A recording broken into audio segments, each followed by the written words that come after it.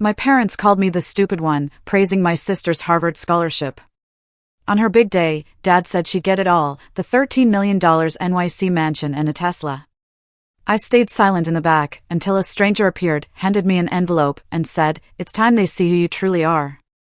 You know that feeling when your family constantly makes you feel like the biggest disappointment? For 15 years, that was my entire life. But at my sister's ridiculously lavish graduation party last week, with 200 people watching my parents practically crown her the queen of success, a complete stranger walked up to me, slipped an envelope into my hand, and whispered, "Your grandfather knew the truth." What happened next? It wasn't just shocking, it tore my family's carefully constructed world apart. My name is Grace Anderson, and I was the family's invisible footnote. While my sister, Isabella, was collecting Harvard degrees and six-figure job offers like they were Pokemon cards, I was teaching finger painting to 5-year-olds. And I loved it. But try telling that to my parents. They lived on the 68th floor of the Anderson family penthouse, overlooking Central Park. Every morning, from their $50,000 walnut dining table, I'd watch them sip coffee from Waterford Crystal, meticulously planning Isabella's next big move. That original Monet above their fireplace? It cost more than I'd make in 20 lifetimes as a public school art teacher. Meanwhile, my studio apartment in Queens had ceiling water stains and a radiator that clanged like a ghost with anger issues. Isabella would strut around with designer bags that cost more than my annual rent, while I held my art supplies in a canvas tote I'd painted myself in college. The contrast was brutal, and my parents went out of their way to highlight it. "Grace teaches at PS 47, my mother would tell her country club friends, her voice dropping as if she were confessing a family crime. Isabella just made law review at Harvard. It was always a comparison, like salt and pepper, except one was Himalayan pink salt, and I was just dirt. Here's the thing, though, I genuinely loved my job. Every morning, 23 second graders would rush to hug me, their faces lighting up at the sight of the art supplies I'd bought with my own money. Their parents, immigrants, single mothers, fathers working 3 jobs, would thank me with tears in their eyes when their children brought home paintings that made them feel seen, truly seen. My parents never once asked about my work. They never knew about the national awards lining my desk drawer, or the letters from parents saying I'd changed their children's lives. To them, success meant stock portfolios and summer houses in the Hamptons. But I kept showing up to every family dinner, every celebration. Not for them, not really. It was for my grandfather, who had passed away 10 years ago. He was the only one who ever looked at me and said, "Grace, you're going to change the world. Just not the way they expect." I had no idea how right he was. Isabella, for years my junior at 28, graduated summa cum laude from Harvard Law just last week. The dean himself shook her hand, and White & Case offered her a starting salary of $215,000 before she even tossed her cap in the air. Her Patek Philippe watch, a graduation gift from Dad, cost more than my entire annual salary of $42,000.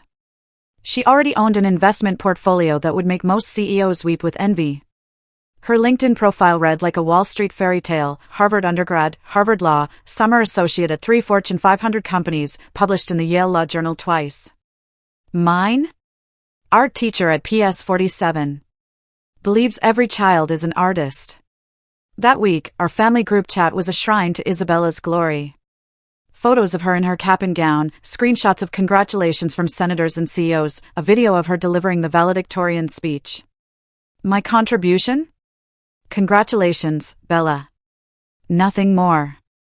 What that chat didn't show were the 8 National Education Awards in my desk drawer, the 3 Teacher of the Year recognitions, or the art therapy program I'd built from nothing that now served 500 children with disabilities across 3 boroughs. I never mentioned these things. What was the point? In my family's warped currency, they were worthless. The invitation to Isabella's graduation party came on ivory cardstock so thick it could double as a weapon. Celebrating Isabella's extraordinary achievement, it read in gold foil. At the bottom, in my mother's elegant but firm handwriting, "Grace, please dress appropriately." I wore my best dress, a simple black sheath from Target. Isabella, of course, would be in custom Versace. Some things, I thought, just never change. Or so I believed. Why can't you be more like Isabella? That question had followed me through childhood like a shadow with teeth. When I brought home an A- in calculus, Isabella had already skipped ahead 2 grades. When I won the state art competition at 16, Isabella had just been accepted to Harvard at 17. My achievements were mere footnotes in the grand story of Isabella Anderson, future Supreme Court Justice, as my father loved to predict after his third scotch. My mother had perfected the art of selective introduction at social gatherings. "This is Isabella, our Harvard law student," she'd beam, her diamonds catching the light. Then, if someone pressed, "Oh, and Grace?" "She teaches." The pause before teaches stretched like a gaping void where their disappointment lived. I chose teaching because of Mr. Yamamoto, my high school art teacher. He found me crying in the supply closet after another "Why can't you be more like Isabella?" lecture. He said something I never forgot: "Some people build skyscrapers, Grace. Others build souls. Guess which one lasts longer?" I wanted to build souls. My parents wanted me to build portfolios. The family photo wall told the story better than words. Isabella's accomplishments covered an entire section: diplomas, newspaper clippings, photos with governors. My section had one photo: my college graduation. Even that was partially hidden behind Isabella's Harvard acceptance letter, which my mother had framed in gold. 10 years of therapy taught me to stop seeking their approval, but knowing something intellectually and feeling it in your bones are completely different beasts. So I kept showing up. Kept smiling. Kept pretending their words didn't carve little pieces from my heart. From a corner of the St. Regis ballroom, a man in a charcoal suit watched me. He'd been there since I arrived, and something about his gaze felt knowing, like he was waiting for something important. The St. Regis glittered with the kind of wealth that didn't need to announce itself. 200 guests sipped Dom Perignon from crystal flutes while beluga caviar made rounds on silver platters that probably cost more than my car. Every corner screamed money, from the 30-foot ceilings draped in silk to the orchid centerpieces flown in from Thailand that morning. My father clinked his champagne glass with a gold pen. Of course, it was gold, and the room fell silent. "Ladies and gentlemen, we're here to celebrate the only success story that matters in the Anderson family." He raised his glass toward Isabella, who stood in her custom Versace gown, looking like she'd been carved from marble and ambition. "My daughter, the Harvard law graduate, the only success story." Singular. I wasn't even a footnote anymore. I was an eraser. My mother worked the room, her voice carrying over the classical quartet. "Isabella's starting at White and Case next month," she told the mayor's wife. Then, catching sight of me by the shrimp display, "Oh, that's Grace. She teaches finger painting to children." The way she said finger painting made it sound like I dealt drugs to toddlers. A woman in Chanel asked what grade I taught. Before I could answer, my mother interjected, "Elementary." "Very elementary." The woman's smile turned pitying. "How nice that you found something you can do." My phone buzzed. Unknown number. The text read, "Don't leave early tonight. Your grandfather left you more than memories." I looked up, scanning the room. The man in the charcoal suit raised his champagne glass lightly. A gesture so small, only I noticed. My father was back at the microphone. "And now for the real surprise of the evening, Isabella." His voice boomed across the ballroom. "Success deserves rewards." He pulled a small velvet box from his tuxedo pocket, and the room collectively leaned forward. "The keys to your new Tesla Model S Plaid." The crowd gasped. Someone actually applauded. The key fob glinted under the chandeliers, a $130,000 car for a 28-year-old who already owned a BMW. Isabella floated to the microphone, her smile practiced from years of being the chosen one. "Thank you, Daddy." She held up the keys like a trophy. The photographer my parents hired, yes, they hired a professional photographer for this, captured every angle. "But that's not all," my mother chimed in, joining them on stage. She produced an envelope from her clutch, the Hermes one, naturally, a $30,000 Birkin that could feed a small country. "Inside this envelope is the deed to your new home. A $13 million penthouse in Tribeca. 4 bedrooms, private terrace, and a view of the entire city you're about to conquer. $13 million. For reference, that could fund my entire school's art program for the next century. It could provide therapy for thousands of children who'd never otherwise afford it. Instead, it would house one person who already had everything." Isabella hugged them both, and the photographer went wild. The crowd erupted in applause that felt like tiny hammers against my skull. I stood in my corner, invisible as wallpaper, holding my champagne flute so tight I worried it might shatter. "This Tesla is just the beginning of what you deserve, Isabella," my father said into the microphone. His words carried across the room, across the years of comparison, across every moment he'd looked through me like I was transparent. The man in the charcoal suit moved closer. Not obviously, just a drift through the crowd that brought him within earshot. He wasn't watching Isabella's triumph. He was watching me. My phone buzzed again. "The real show starts in 5 minutes. Don't sign anything." Sign anything? What could I possibly sign? "Grace." My mother's voice cut through my thoughts. "Come here, please. We need you on stage." Isabella held the microphone like a scepter, her Harvard law ring catching the light. "I want to thank everyone for celebrating this moment with us," she began, her voice honey-sweet with hidden thorns. "Success isn't easy. It takes dedication, ambition, and the courage to reach for more." Then she paused, her eyes finding mine. "Not finger paintings and participation trophies." Nervous laughter rippled through the crowd. Someone whispered, "Harsh," another said, "but true." "Some people," Isabella continued, "are content with mediocrity. They find comfort in small lives, small dreams, small paychecks. And that's fine. The world needs people to teach children their ABCs, while others of us argue cases before the Supreme Court." My cheeks burned. 200 pairs of eyes tried not to look at me while absolutely looking at me. A woman in pearls whispered to her husband, "Is that the teacher's sister?" Poor thing. But tonight isn't about those who settle. Isabella raised her champagne. It's about excellence. It's about proving that with the right mindset, the right education, and the right priorities, anyone can, excuse me. The man in the charcoal suit stepped forward. The crowd parted like he carried invisible authority. He was older than I'd first thought, maybe 75, with silver hair and eyes that had seen decades of secrets. "I apologize for interrupting," he said, his voice carrying despite its softness. "My name is Harold Whitman. I was your grandfather's attorney for 40 years. My father's face went pale. My mother's champagne glass trembled. "I have something that needs to be addressed tonight," Harold continued, pulling a leather envelope from his jacket, "before any more announcements are made." Isabella's smile froze. "I don't think, oh, but I do think," Harold said.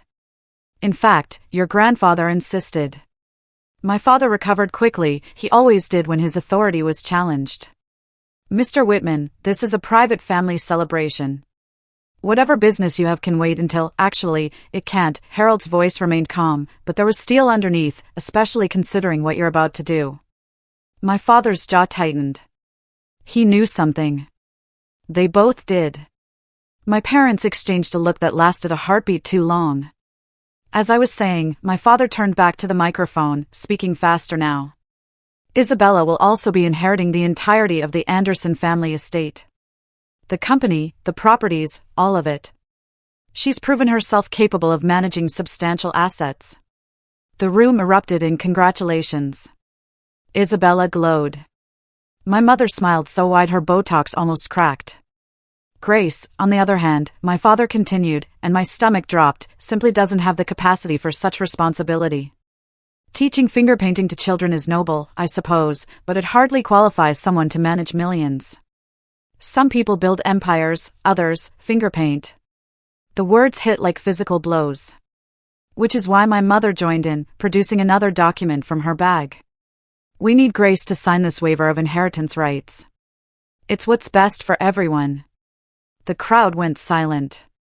This was too much drama, even for the Upper East Side. "Come on up, Grace." My father said it, it wasn't a request. I walked to the stage on legs that felt like water. 200 people watched me climb those 3 steps. The woman in Chanel whispered something about family business being so awkward. Someone else muttered about knowing one's place. My mother held out the waiver and a Mont Blanc pen. "Just sign it, sweetheart. Don't make this harder than it needs to be." Harold Whitman stepped onto the stage. "I really must insist you stop. You have no authority here," my father snapped. Harold smiled. It wasn't a kind smile. Your father would disagree.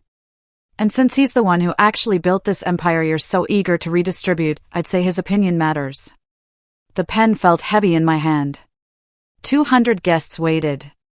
Isabella's smile could have cut glass. The waiver sat on the podium, its legal language blurring through tears I refused to let fall. Sign it, Grace, my mother hissed, her voice low enough that the microphone wouldn't catch it. For once in your life, do the right thing. The right thing for them meant disappearing. Isabella leaned into her own microphone. This is what's best for everyone, Grace.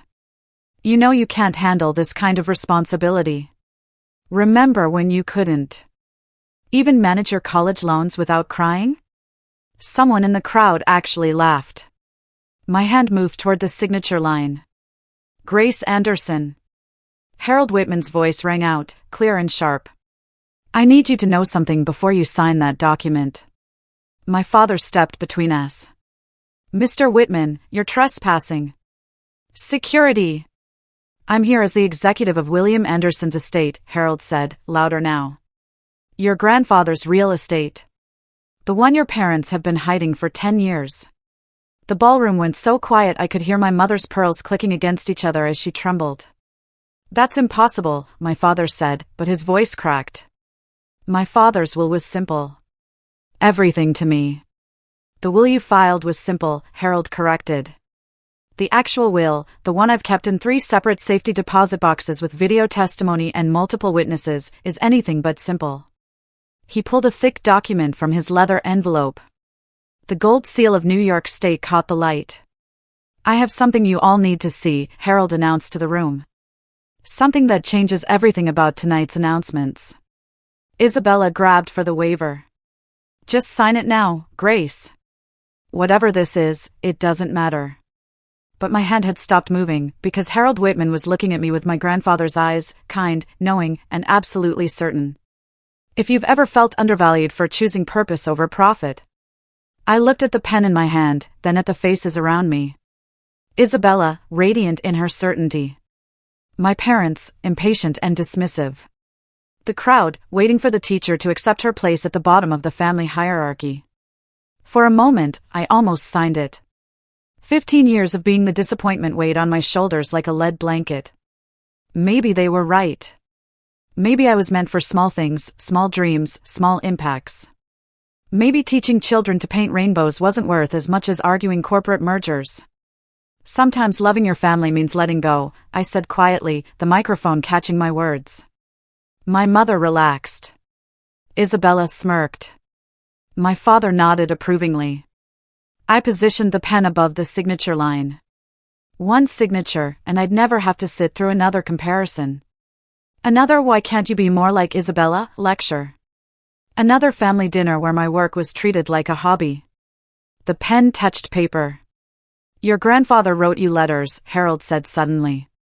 23 letters, over 10 years. Your parents returned every single one, unopened. My hand froze.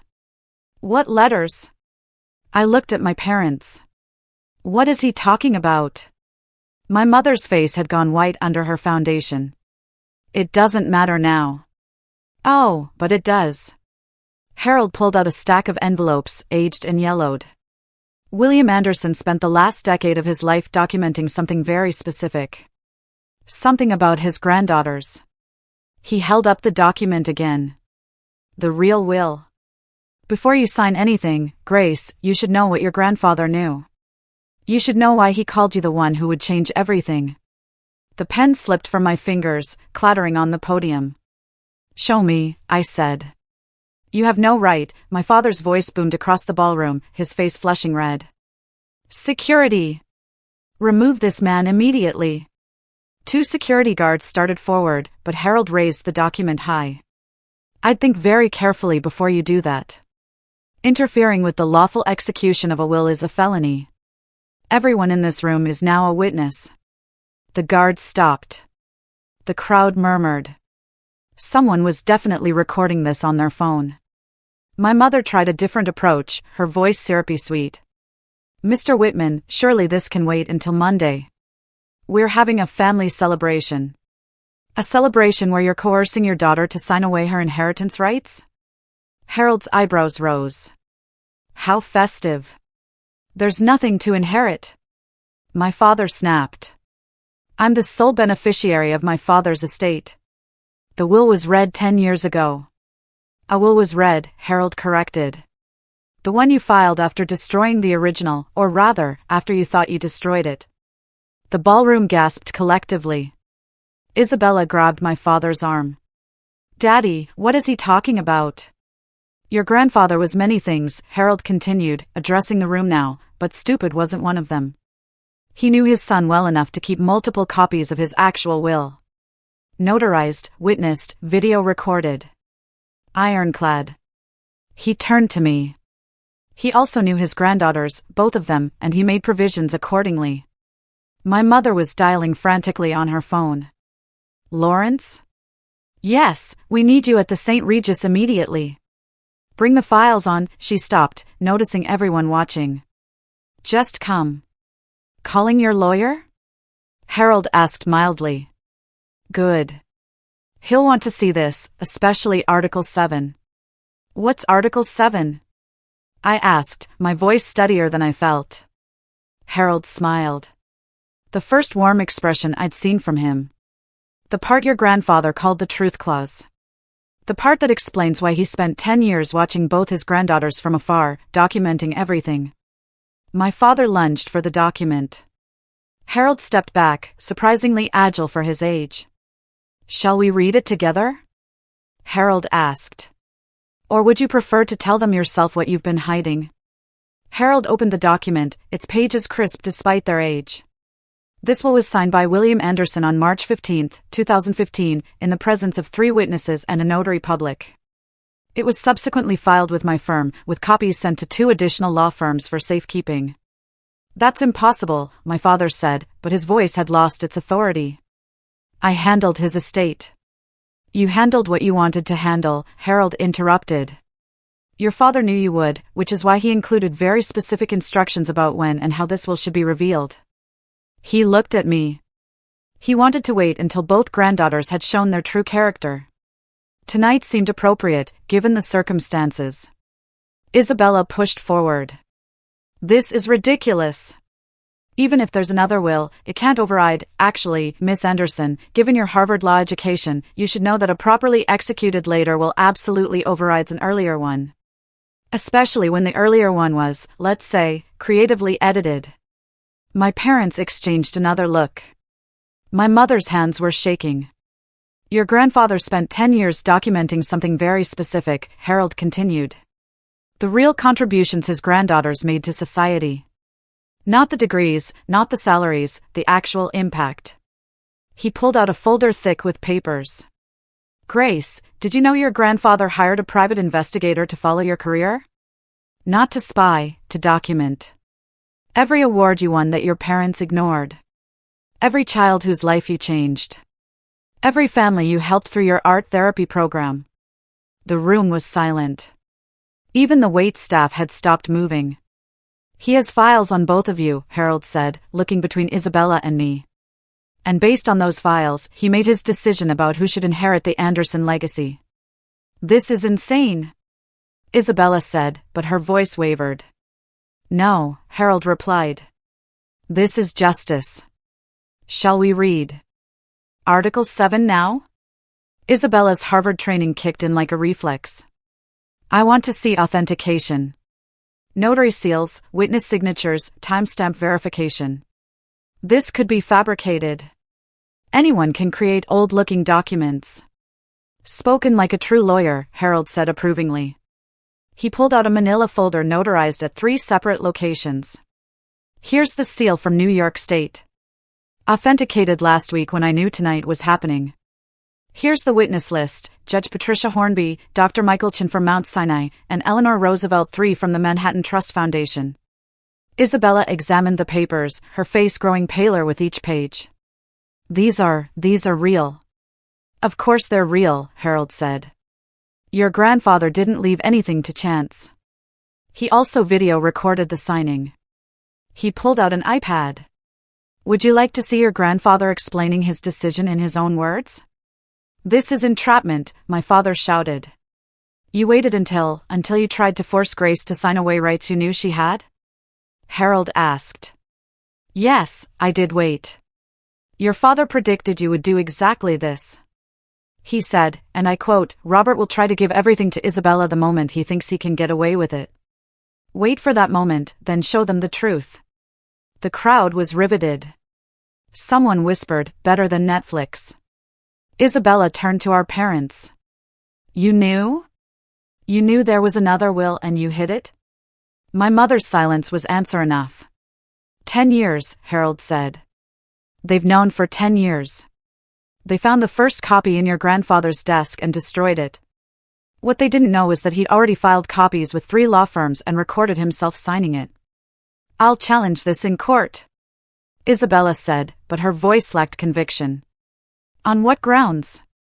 Harold asked. Mental incompetence?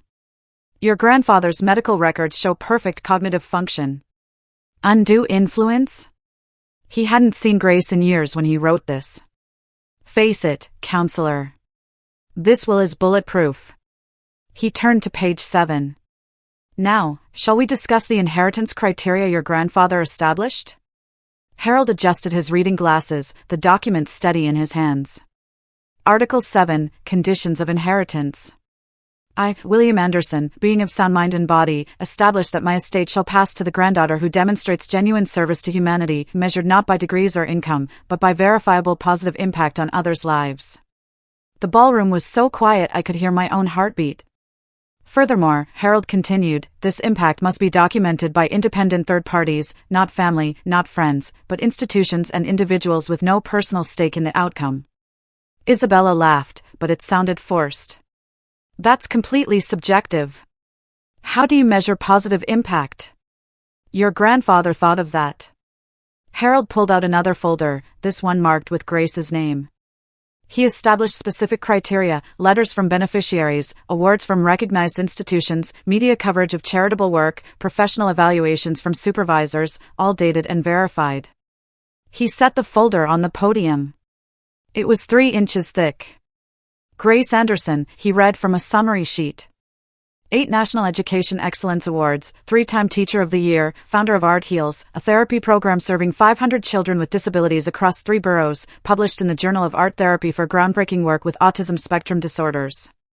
Recognized by the Department of Education for innovations in inclusive education. My mother gasped. That's not possible. She never told us. Because you never asked, Harold said simply. You were too busy celebrating Isabella's achievements to notice Grace was quietly changing lives. He pulled out another sheet. Letters from 237 families, independently verified, crediting Grace with transforming their children's lives. 14 children who were nonverbal before her art therapy program and now communicate through artistic expression. 3 suicide preventions directly attributed to her intervention. Tears were running down my face. I hadn't known he knew. I hadn't known anyone was watching. Your grandfather called you the quiet one who serves, Harold said to me gently. He saw what others missed. Harold opened a second folder, this one bursting with photographs and letters. Your grandfather hired investigators not to spy, but to document what your parents refused to see. Grace, did you know that the mayor's office has your photo on their wall of New York's quiet heroes? I shook my head, speechless. 3 years ago, you used your entire savings to keep your art program running when the school lost funding. You took a second job tutoring to buy supplies. You never told anyone. He pulled out a bank statement. Your grandfather's investigator documented every sacrifice. A woman in the crowd, Mrs. Chen from the PTA, suddenly stood up. That's my son's teacher. She saved his life. He was diagnosed with selective mutism, wouldn't speak for 2 years. Grace taught him to paint his words. Now he won't stop talking. She glared at my parents. You should be ashamed. Others began standing. A man in a navy suit, she taught my daughter after she lost her hearing. Said art doesn't need words or sound. Another parent, my son has autism. Grace spent her lunch breaks working with him for free. He just got accepted to art school. My parents looked stunned. Isabella's mouth hung open. Your grandfather followed every news story, Harold continued, pulling out clippings. Local teacher transforms lives through art. Innovative program brings hope to special needs families. The quiet revolution in room 203. He looked at my parents. You had every opportunity to know this. You chose not to look. Then he turned to Isabella. Now, Miss Anderson, would you like me to read your grandfather's assessment of your contributions, or should we skip to his final decision? Isabella's face was stone. Read it. Harold nodded. Very well, but I should warn you, your grandfather was thorough and honest. Harold pulled out Isabella's folder. It was noticeably thinner. Isabella Anderson, Harvard Law, summa cum laude, Law Review Editor. Starting salary, $215,000. He paused. Community service, mandatory pro bono hours required by law school. 40 hours total over 3 years. No voluntary service beyond requirements. Isabella's face flushed.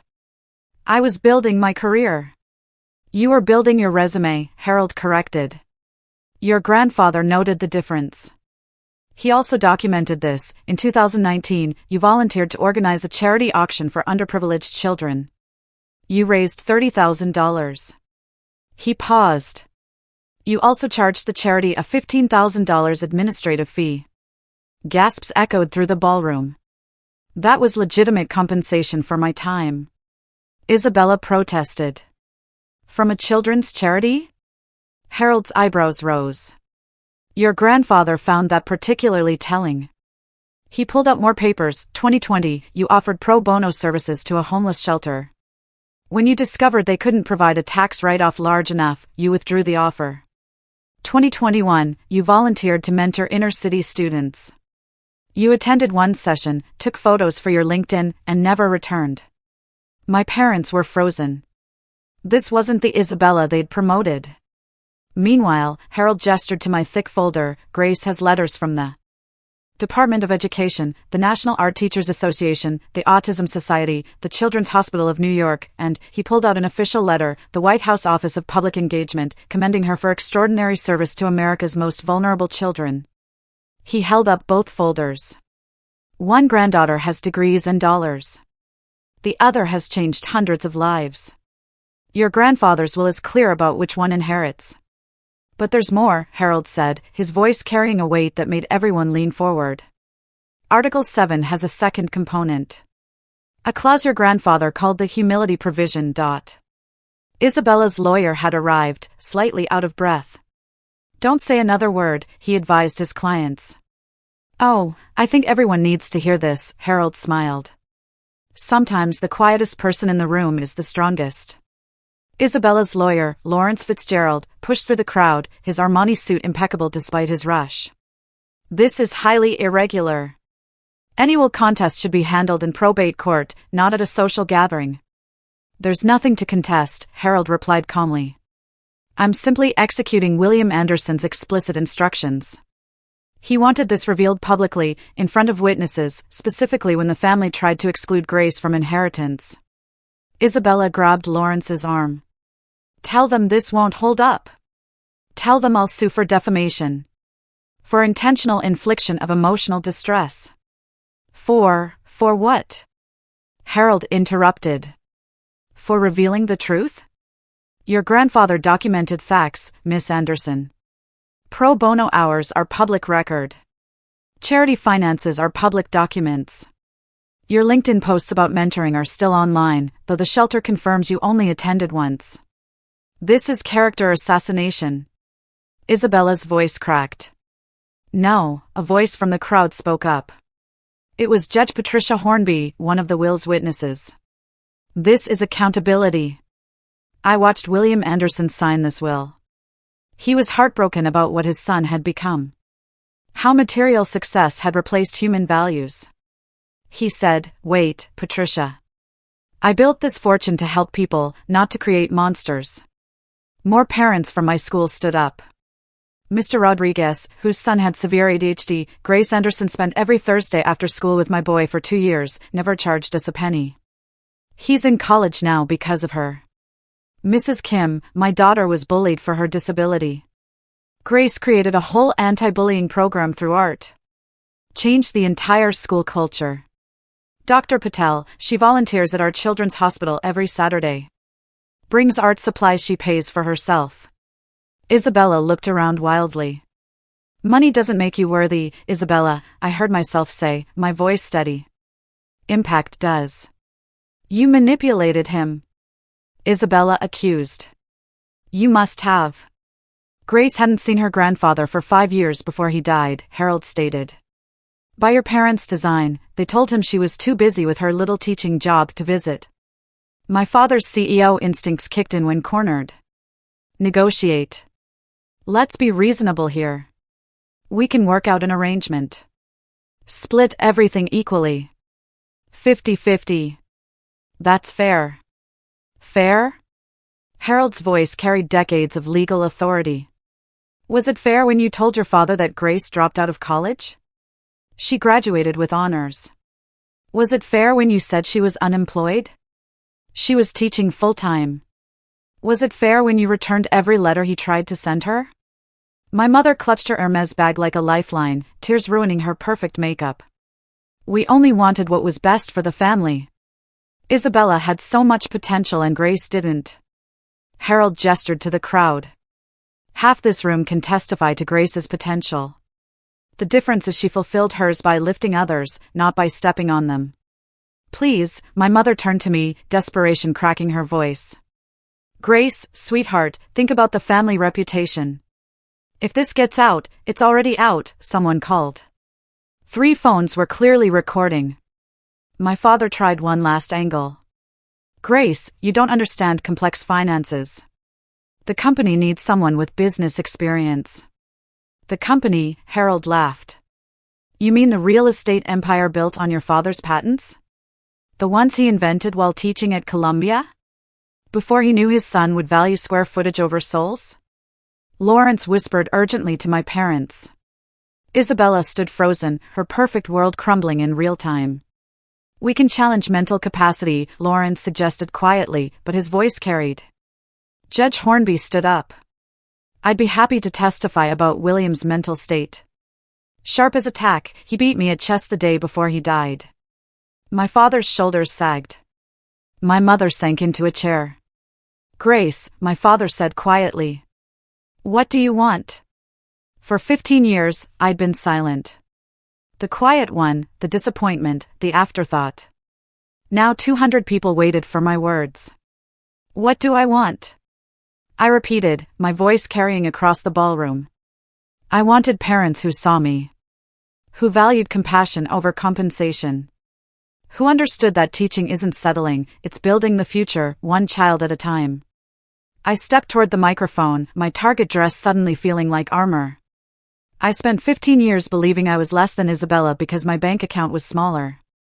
Because my car was older. Because my apartment didn't have a doorman. I looked at my parents. You taught me that worth equals wealth. Grandfather knew better. The room was silent, except for someone quietly crying. Mrs. Chen, whose son I taught to speak through art. I don't need your money, I continued, looking at my parents. I needed parents who celebrated my first teaching award the way you celebrated Isabella's first A+. I needed a family who understood that changing one child's life matters more than billing hours. Isabella finally spoke. So sanctimonious, so noble. You think you're better than me because you're poor? No, I said simply. I think I'm fulfilled because I'm useful. There's a difference between being successful and being significant. Grandfather understood that. Harold cleared his throat. Speaking of your grandfather's understanding, there's one more aspect of Article 7 we need to discuss, the conditions for Isabella. Everyone turned to him. Your grandfather didn't disinherit you, Isabella, Harold said. But your inheritance comes with conditions. Isabella's eyes sparked with hope. What conditions? 2 years of documented public service. Real service. Not photo ops, not resume building.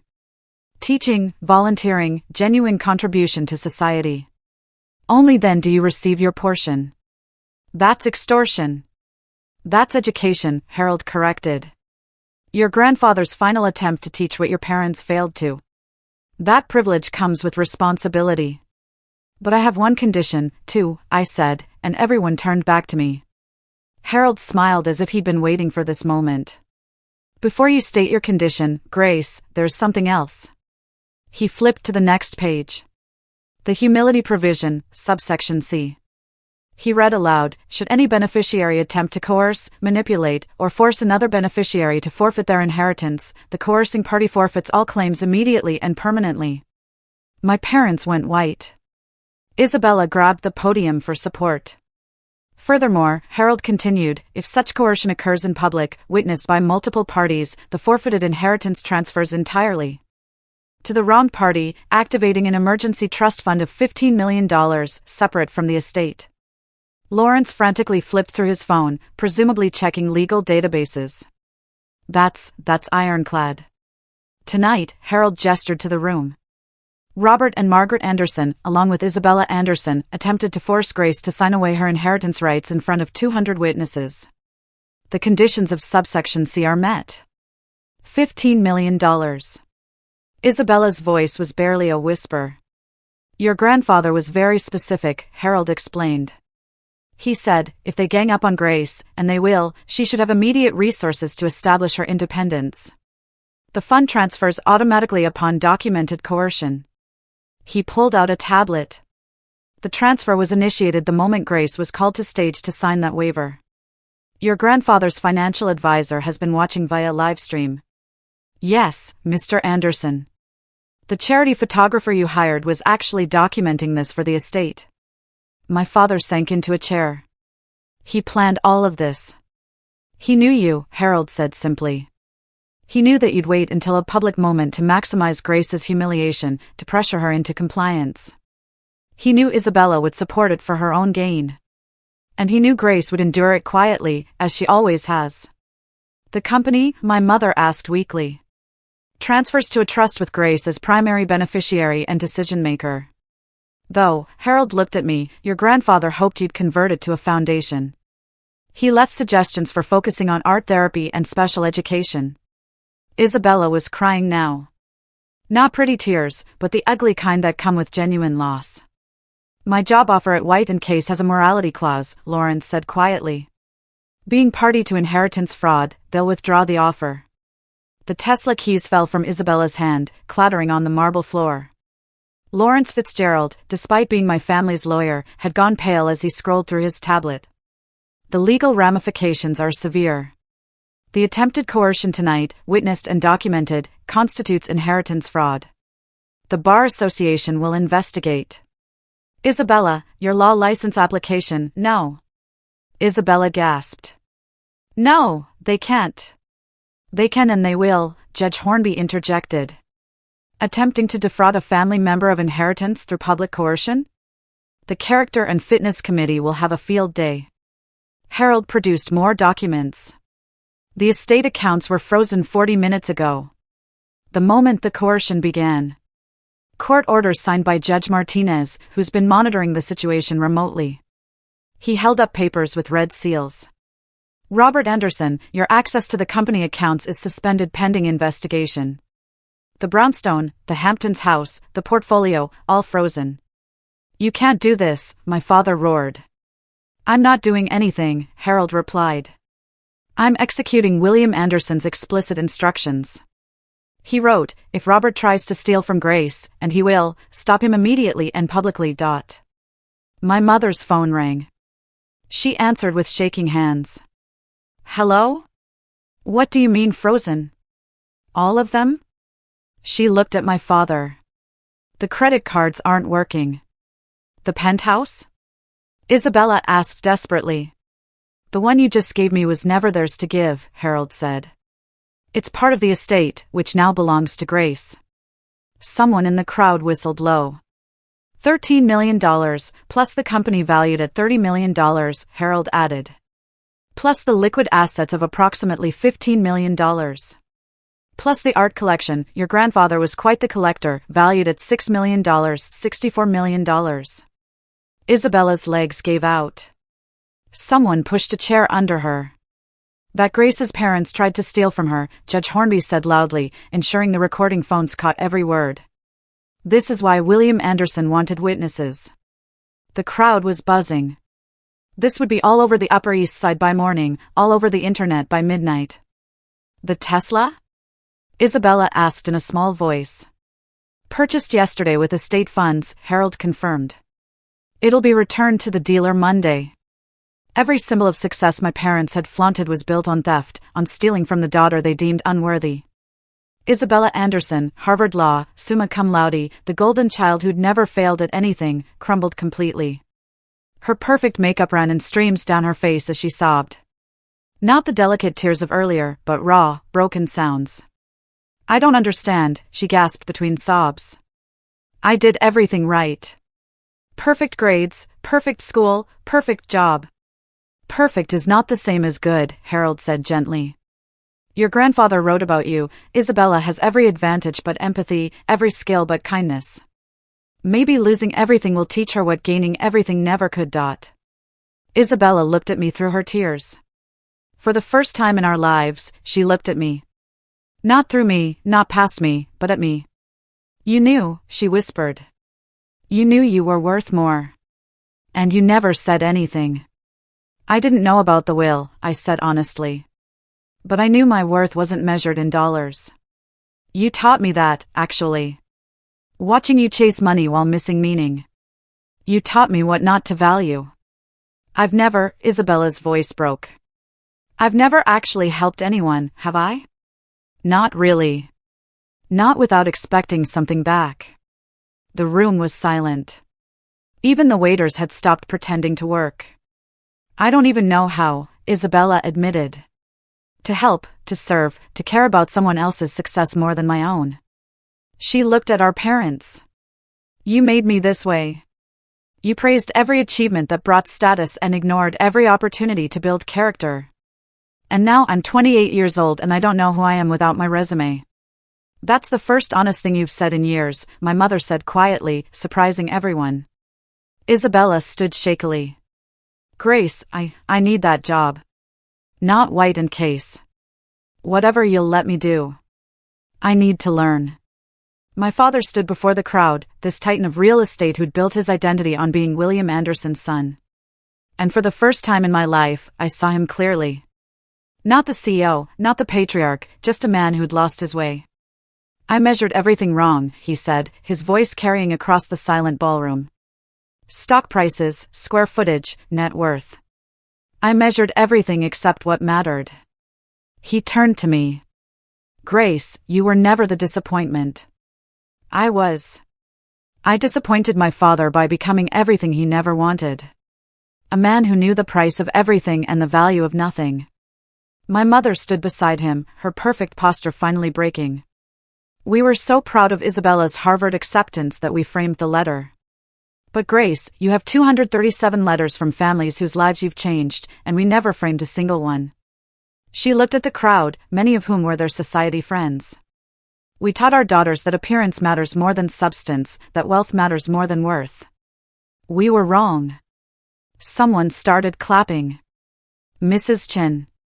Then another parent joined. Then another. Not for my parents' confession, but for the truth finally being spoken. The irony, my father said, laughing bitterly, is that my father built this fortune as a teacher, a Columbia professor who invented 3 patents that changed the industry. He never cared about the money. He cared about the knowledge. And I forgot that. He looked at Harold. He tried to tell me, didn't he? All those years, he tried to redirect me toward meaning instead of money. Every week, Harold confirmed. He'd say, Robert, you're building a monument to nothing. Grace is building lives. We measured success in dollars, my mother said, looking at me, when we should have measured it in lives changed. The photographer, who apparently worked for the estate, captured everything. The truth finally exposed, documented for posterity. My father straightened his shoulders. Grace, we don't deserve forgiveness, but we're asking for it anyway. I stood at the podium, looking at my family, broken, exposed, finally honest, and made my decision. I accept the inheritance, I said clearly. All of it, as grandfather intended. Isabella's sobs cut through the air. But, I continued, I also accept his vision for it. The company will become the Anderson Foundation for Art Therapy and Special Education. The buildings will house programs, not profits. The money will fund teachers, not takeovers. I turned to Isabella. You want to learn to surf? You'll start Monday, minimum wage, working with our most challenging kids. The ones who bite, who scream, who throw paint. You'll clean up their messes and celebrate their breakthroughs. You'll learn that progress isn't measured in percentages, but in smiles. Yes, Isabella said immediately. Yes, anything. 2 years, I said. Not because the will requires it, but because that's how long it takes to understand that teaching isn't about you, it's about them. If you last 2 years, really last, not just show up, then you'll receive your inheritance, as grandfather outlined. I faced my parents. Forgiveness doesn't mean forgetting. It means choosing to move forward. You'll have access to a living trust, enough to maintain a reasonable life, not the excess you're used to. The brownstone stays in the family, but the Hamptons house becomes a summer camp for special needs children. My mother gasped. The Hamptons house? Grandfather specifically mentioned it, Harold smiled. He said it should ring with children's laughter, not cocktail chatter. Your grandfather predicted this too, Harold added. He said grace would be graceful even in victory.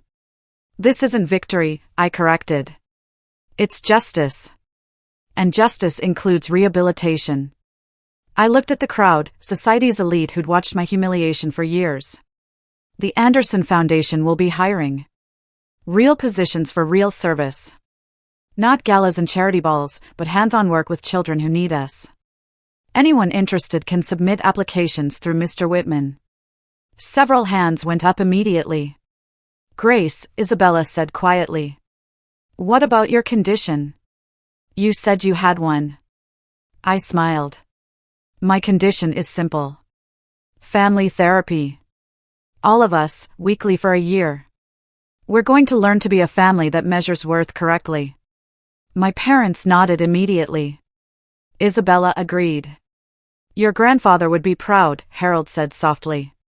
He knew this would happen. All of it. Every detail. Harold confirmed. He said Grace will teach them what I couldn't, that love isn't measured in dollars, and family isn't about inheritance.